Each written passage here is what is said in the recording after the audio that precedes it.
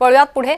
अजित पवार मुख्यमंत्री फडणवीसांच्या भेटीला पोहोचले। कोकाटे मलिकांच्या मुद्द्यांवर चर्चा करणार असल्याची माहिती आहे। तर अजित पवार मुख्यमंत्री देवेंद्र फडणवीस यांच्या भेटीला पोहोचलेले आहेत। अधिक माहिती या संदर्भात घेणार आहोत। आमचे प्रतिनिधी मनोज दयाळकर सध्या आपल्या सोबत जोडले गेले आहे।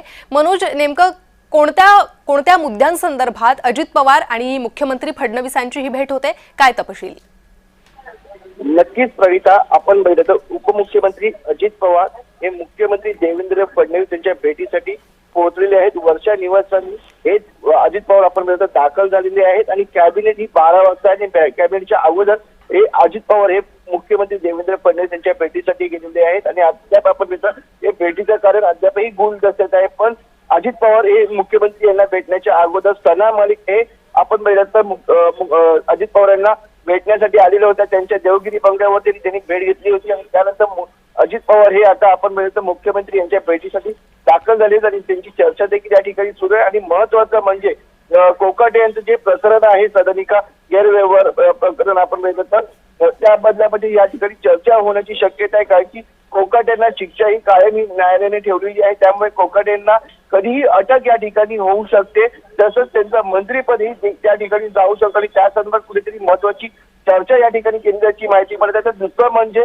आता महानगरपालिकेच्या निवडणुका आहेत आणि त्यामध्ये आपण म्हणजे महायुतीमध्ये आपण शिवसेना आणि भाजपच्या बैठका या ठिकाणी बघत आहोत, पण या ठिकाणी राष्ट्रवादी ही बैठकाला अनुपस्थित राहते आणि त्यामुळे या ठिकाणी महानगरपालिकेच्या निवडणुकी संदर्भात देखील या बैठकी संदर्भात चर्चा होण्याची या ठिकाणी शक्यता आहे। आणि तिसरं म्हणजे ज्या प्रकारे सना मलिक हे या ठिकाणी भेटले आहेत, त्यामुळे आपण बघू शकता ज्या प्रकारे मलिक यांचा विरोध हा भाजपकडनं सातत्याने केला जातोय आणि त्या संदर्भात देखील आपण बघितलं अजित पवार हे मुख्यमंत्र्यांशी सोबत चर्चा करतात का, हे देखील पाहणं महत्वाचं आहे। त्यामुळे हे 3 कारण अद्याप पहिले महत्वाचे ठरत आहेत आणि त्यामुळे आता कशा बाबतीत चर्चा या ठिकाणी होते आणि कोणत्या गोष्टीबद्दल उपमुख्यमंत्री अजित पवार हे मुख्यमंत्र्यांशी चर्चा करतात, हे देखील पाहणं महत्वाचं आहे। अगदी मनोज, आणि हेच मुद्दे जर अजित पवार मुख्यमंत्र्यांकडे घेऊन गेले असतील तर त्यानंतर आता काय तोडगा निघतो किंवा काही मधला मार्ग या संदर्भात निघतो का, हे पाहणं महत्वाचं आहे। धन्यवाद तुम्ही दिलेल्या सविस्तर माहितीसाठी।